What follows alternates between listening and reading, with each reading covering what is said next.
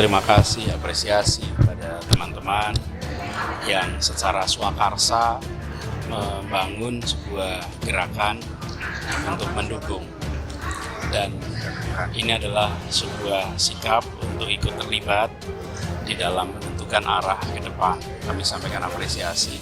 Jadi yang hadir 20 DPD yang memang sudah kita bentuk dan pertama kalinya kita serahkan mandat. Setelah itu teman-teman Korda di daerah untuk melakukan pembentukan Go Anies di tiap provinsi sampai nanti ke kabupaten kota ke kecamatan. Baik Abraham dan juga pemirsa di rumah, saat ini saya sudah bersama dengan Ketua Umum Partai Golkar yang tentunya sudah siap untuk memberikan dukungan bagi capres yang akan berlaga. Jadi kalau kita perhatikan ini ada simbol-simbol yang nampak dari pakaian Bapak kenakan. Bersih, merakyat, kerja nyata, warna kuning. Apa nih Pak arti simbolnya nih Pak? Ya, tentunya artinya bahwa beliau merakyat dan sudah melakukan kerja nyata.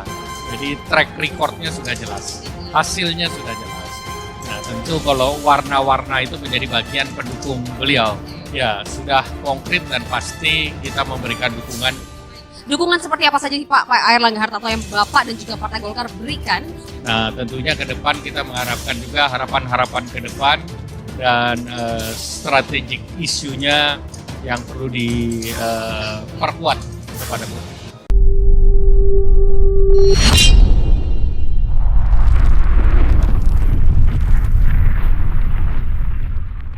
Faktor elektabilitas berdasarkan hasil survei sejumlah lembaga membuat yakin meraih kemenangan dengan mengusung Anies Baswedan. Dan hari ini membuktikan bahwa kita menunjukkan keseriusan bahwa ke depan kita ingin ada perubahan.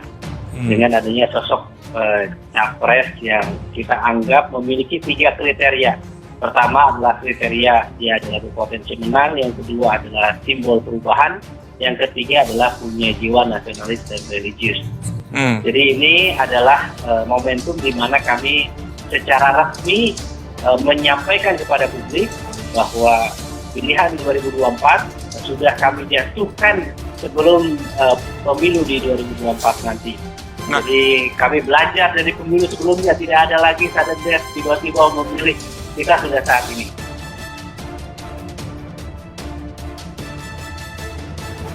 Kader Golkar deklarasi kelompok relawan ke Anies.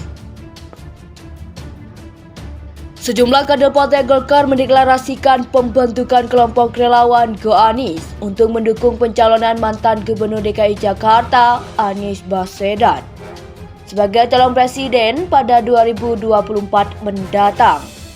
Koordinator Nasional Go Anies Sirajuddin Abdul Wahab menyatakan, meski anggota Go Anies didominasi oleh Partai Golkar, kelompok tersebut tidak ada kaitannya dengan Golkar. Kami ini kan memang berangkat daripada kader Golkar, tapi dalam konteks Go Anies ya tidak ada kaitannya dengan Partai Golkar. Jadi kebetulan saja memang bahwa kami ini adalah Partai Golkar, kata Sirajuddin saat dihubungi Senin 24 Oktober 2022. Sirajuddin mengatakan kader-kader Golkar yang bergabung dalam Go Anies pun kini sudah tidak lagi duduk di struktur kepengurusan partai berlambang pohon beringin tersebut. Sirajuddin menegaskan kelompok relawan ia bentuk itu sama sekali tidak membawa identitas Golkar, baik nama maupun lambang Golkar. Menurut dia, hanya kebetulan saja bahwa Go Anies dan Golkar memiliki identitas warga yang sama, yakni kuning. Kebetulan saja bahwa Golkar itu warnanya kuning, Go Anies juga warnanya kuning, nggak bisa Golkar mengklaim dirinya bahwa kuning itu adalah satu-satunya milik Partai Golkar di Republik ini, ujar Sirajuddin. Ia pun menjelaskan alasannya membentuk Go Anies karena berkaca dari hasil survei sejumlah lembaga yang menunjukkan bahwa banyak pemilih Golkar maupun partai politik lainnya yang mendukung Anies. Pemilih-pemilih partai itu condong memilih Anies dalam konteks pemilih presiden. Ya, kami coba mewadahilah aspirasi itu. Toh dalam konteks memilih itu kan hak konstitusional setiap warga negara, kata dia. Sirajuddin bahkan menambahkan ia juga menilai Anies memiliki rekam jejak yang baik selama memimpin DKI Jakarta selama 5 tahun. Seperti diketahui, Anies telah dideklarasikan sebagai calon presiden oleh Partai Nasdem. Sementara itu, Partai Golkar telah menetapkan Ketua Umumnya, Airlangga Hartarto, sebagai calon presiden berdasarkan hasil musyawarah nasional dan rapat pimpinan nasional.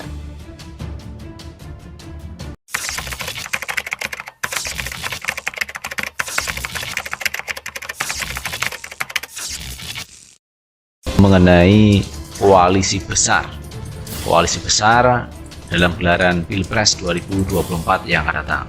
Kemarin ada pertemuan koalisi itu adalah dari KIP itu dari Golkar, tetapi ada juga yang mengatakan ini sinyal bahwa partai ini akan berkoalisi dan meninggalkan PDIP. Jadi ada beberapa asumsi, ada beberapa analisa mengatakan bahwa koalisi ini akan melawan PDIP. Nasdem mengatakan koalisi besar di 2024 terbentuk, PDIP ditinggal. Wakil Ketua Umum Partai Nasdem Ahmad Ali merespon terbentuknya koalisi besar di Pilpres 2024. Artinya koalisi besar itu meninggalkan PDIP. Selanjutnya tentu kita akan membangun komunikasi yang intens dengan Pak Anies sebagai bakal calon presiden dan juga dengan rekan mitra koalisi kami seperti Nasdem untuk menentukan siapa kira-kira cawapres yang akan kita usung ke depan. Tetapi bagi kami ini adalah bagian dari strategi ya, dan saya kira sudah sesuai dengan harapan, dan tentu kami memperhatikan ini. Jadi kami memperhatikan kapan timing yang tepat untuk mendeklarasikan.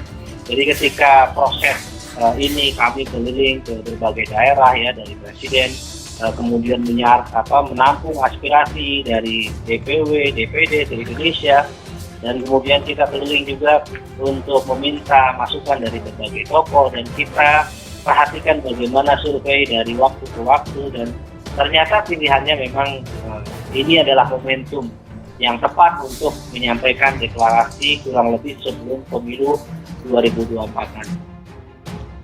Sirajuddin mengatakan kader-kader Golkar yang bergabung dalam Goanis pun kini sudah tidak lagi duduk di struktur kepengurusan Partai Berlambang Pohon Beringin tersebut. Sirajuddin menegaskan kelompok relawan ia bentuk itu sama sekali tidak membawa identitas Golkar, baik nama maupun lambang Golkar. Menurut dia, hanya kebetulan saja bahwa Goanis dan Golkar memiliki identitas warga yang sama, yakni kuning. Kebetulan saja bahwa Golkar itu warnanya kuning, Goanis juga warnanya kuning, nggak bisa Golkar mengklaim dirinya bahwa kuning itu adalah satu-satunya milik Partai Golkar di Republik ini, ujar Sirajuddin.